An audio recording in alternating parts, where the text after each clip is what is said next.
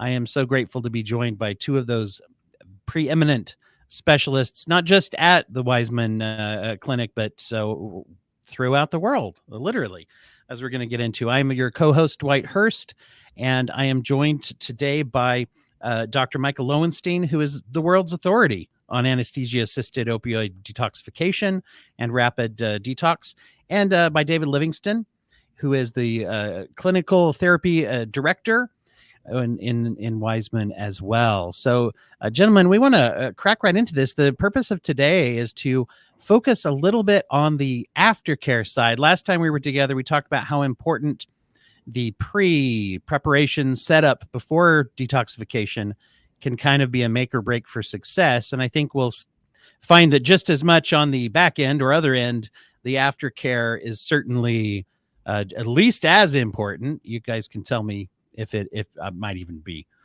be more. And of course, with the Waismann method, we have the benefit of having the Domus Retreat, the aftercare option for patients coming through rapid detox.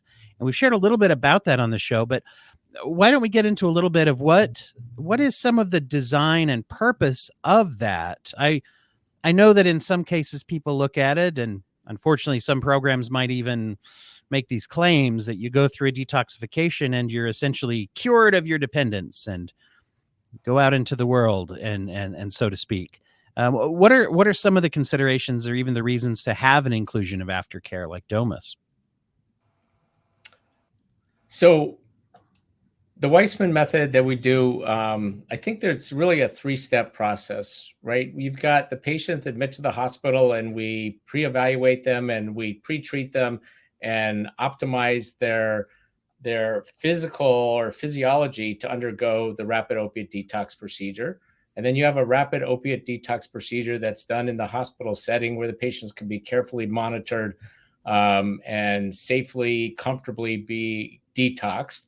And what we're doing in the hospital is we're treating the opiate dependence. And opiate dependence is the physical aspect of what happens when you take opiates for a period of time and you stop them and you have a withdrawal.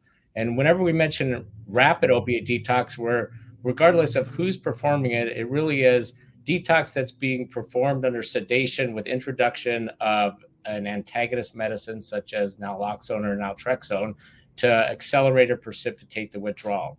So there are those out there that claim that once you've been detoxed rapidly, then you're cured, which really does a huge disservice to patients, especially you think about young people. They've got their opiate dependent, they've treated, and then they're told they're cured. And nothing could be further from the truth. Their opiate dependence is treated, meaning that they're not going to withdraw, and they've been transitioned to a opiate antagonist, which will, such as naltrexone, which will block the cravings and hopefully significantly reduce the risk of relapse. But that's just the beginning of the process. So we've treated the opiate dependence, and now we have to address everything else that's associated with the opiate use. It could be underlying psychological issues. It could be environmental issues, family issues. We've just completed the very first step of what can be a potentially very long process. So to tell somebody that they've been cured, it's a huge disservice, and it's actually very dangerous because then they're not going to get the necessary treatment that they need to be successful long term. Mm-hmm. And that's why, the definition of addiction is that revolving door. So we want to stop that and make people successful long term. So the importance of an aftercare. Many programs will just discharge people to a hotel room with family members or friends, which again is a disservice because that's not the job of family member or friends, is to take care of these patients after they've received a medical procedure and have all this other work to do. So what Domus Aftercare does is it provides the medical and the psychological support to the patients while their body finds its new normal.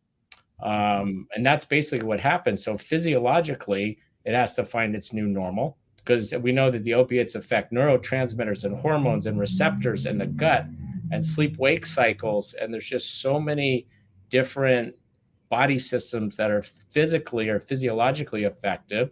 And then also, a lot of people use opiates as kind of a numbing device, right? So it's also numbing all the underlying psychological issues, that you take away the opiates and then you're now facing all the underlying psychosocial issues that again have to be addressed. So if we can put somebody in a supportive environment, and Domus is a licensed aftercare facility that's professionally staffed, medical, psych. We have a lot of different services to support the patients. Patients if we're just talking from a medical standpoint, their gut has to find its new normal. Their sleep-wake cycles have to be restored. The majority of patients I treat have underlying sleep issues.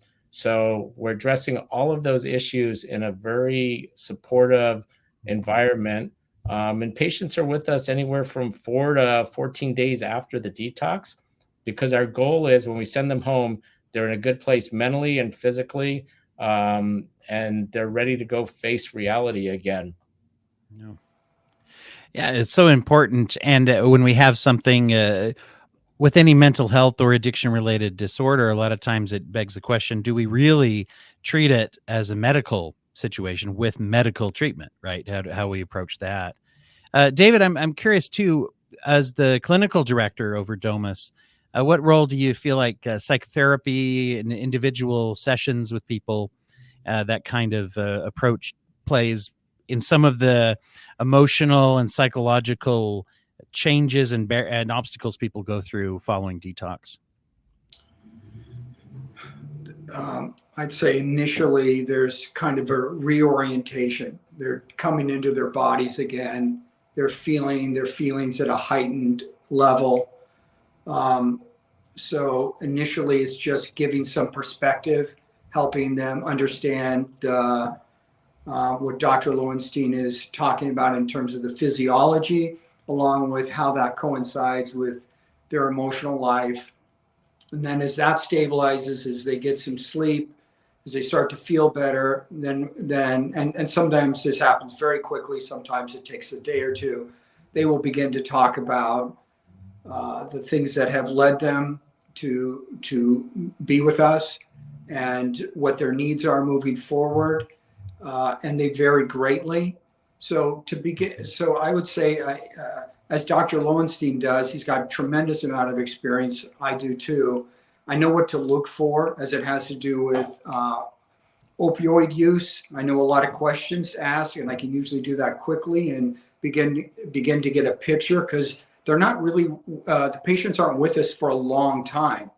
However, you can make progress pretty quickly if you have the right understanding of what to look for. So it varies so greatly, but sometimes very often there are underlying minor or major psychological issues that are untreated.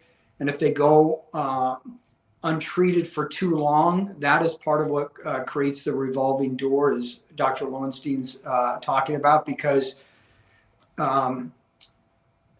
opioids are generally used to bring down tension. Okay, I would say in a global way. So tensions can come from anything. You don't sleep well, you're going to accumulate tension from the effects of not sleeping well. If you've got an anxiety disorder, and everybody has some anxiety, but if you push yourself too much at work, or there's a lot of loneliness in your life, or there can be many things that are going on.